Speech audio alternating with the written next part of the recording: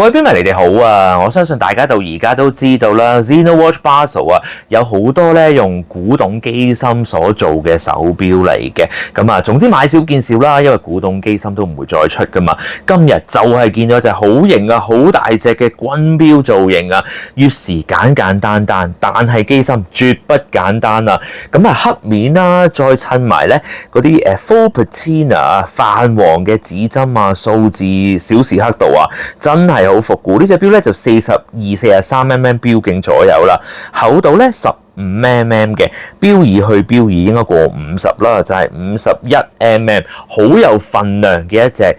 軍錶嘅造型啦，仲係枕型嘅設計啦，咁啊，總之月時咧一定要好清晰，成隻錶都好平衡啦，12、3、6、9嘅數字啦，各據一方，跟住咧 logo 喺12時位置啦，6時位置寫住17石嘅機芯，即係咧應該都係手上鏈機芯啦，仲有咧就係有 Incabloc 嘅避震系統嘅，咁我頭先咧都啱啱計完時間，你見到呢隻錶咧真係幾厚實下，咦唔單止係隻錶啊，條皮帶都係啊啡色嘅皮帶啦。仲係非常之厚啦，好紮實，真係配合呢隻咧好有份量嘅手錶設計，真係忍唔住咧都要度一度呢條錶帶啊，足足有4mm 厚嘅，都話好紮實啦，亦都做透底啊，見到呢個古董機芯啦，就係 FHF 咧969嘅機芯，呢個機芯咧就係1965年首次推出嘅，震頻咧就係18000 VPH 啦，仲有咧能量儲備就係48小時嘅，上鏈俾大家睇下，哇真係咧好有味道啊！咁其實咧 FHF 呢一個機芯廠咧就出咗好耐嘅機芯啦，咁喺1985年嘅時候咧就成為 ETA 嘅一部分。當然而家 ETA 又成為 Swatch Group 嘅其中一份子啦。咁啊，當然講得軍錶嘅話，夜光一定要有啦，數字啊、指針、小時刻度咧都係好清晰嘅。總之最緊要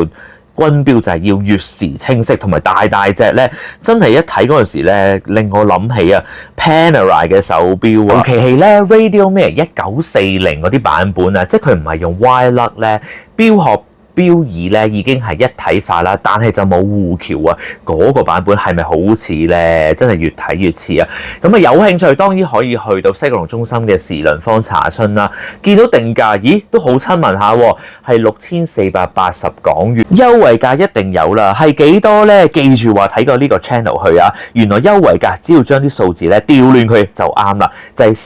4860港元優惠價，買到一隻咧 Xenowatch Basel 瑞士製嘅手錶啦。仲要用上古董嘅手上鏈機芯，其實個底嗰度咧有寫明係 limited edition 限量版嘅，其實唔講都知啦，呢啲係古董機芯嚟噶嘛，而家都唔再出咯。當然啊，所有嘅手錶都係限量嘅，所以有興趣真係要快啲去西九龍中心時輪坊查詢一下。如果大家係中意手上鏈嘅手錶啦，同埋可以 carry 到呢隻咁有份量嘅限量版軍錶咧，